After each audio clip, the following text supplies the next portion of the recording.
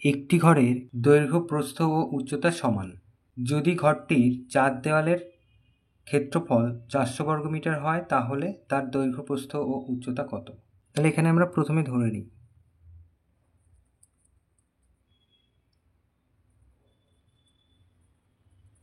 মনে করি ঘরটির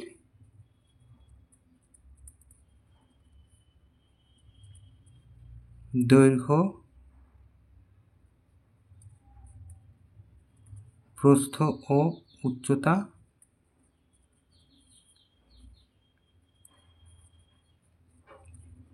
প্রত্যেকটি x মিটার। তাহলে 4 দেওয়ালের ক্ষেত্রফল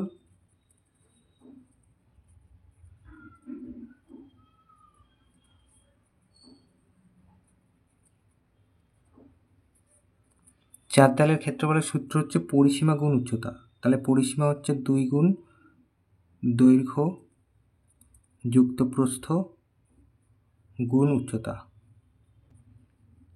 তার মানে হচ্ছে x 2x যোগ করলে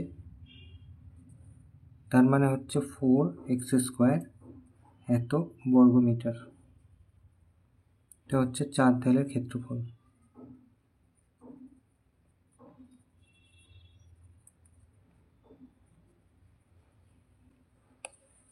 এখন এইটাই বলেছে 400 বর্গমিটার।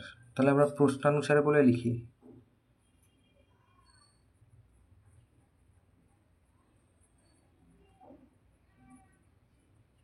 তাহলে প্রশ্নানুসারে 4x² সমান সমান 400। তাহলে এখান থেকে আমরা x এর মান বার করব। x² সমান সমান 4 দিয়ে ভাগ 100।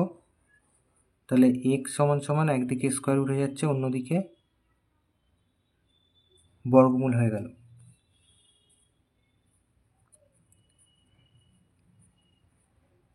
তাহলে এটা হচ্ছে 100 বর্গমূল করলে 10 হয়। তাহলে x এর মান আমরা পেয়েছি 10।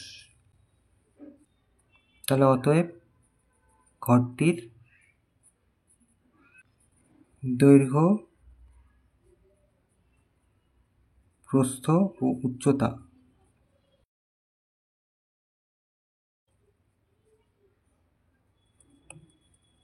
প্রত্যেকটি 10 মিটার। এটা উত্তর।